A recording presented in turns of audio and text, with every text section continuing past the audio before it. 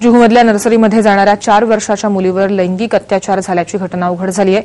या प्रकरणी 35 वर्षांच्या स्कूल बस कंडक्टरला पोलिसांनी अटक केली आहे। रमेश राजपूत असं आरोपीचं नाव असून तो विलेपार्ले इथं राहतो।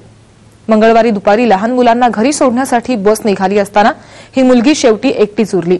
याच स्थितीचा फायदा घेत त्यानं मुलीवर लैंगिक अत्याचार केला। हा प्रकार घडत असताना तिथं महिला अटेंडंट नव्हती।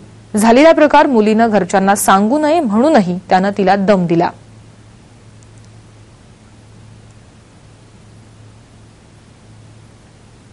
पण मुलीनं घरी येऊन हा प्रकार वडिलांना सांगितला। त्यानंतर त्यांनी लेखी तक्रार शाळेच्या प्रिन्सिपल्सना दिली। त्यानंतर मग आरोपीला अटक करण्यात आली। लहान मुलीची छेडछाड काढणं, तिच्यावर बलात्कार करणं असे गुन्हे त्याच्या नावावर नोंदवण्यात आलेत। 1 फेब्रुवारीपर्यंत त्याला पोलीस कोठडीमध्ये ठेवण्यात येणार आहे।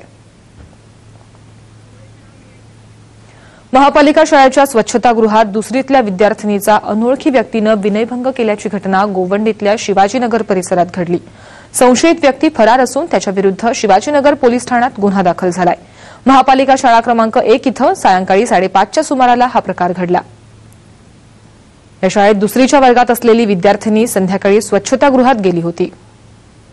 यावेळी मागून आलेल्या 40 वर्ष वयाच्या व्यक्तीनं या विद्यार्थिनीचं तोंड दाबून तिच्यासोबत लगट केली। त्यानंतर संशयित व्यक्ती शाळेतनं पळून गेली।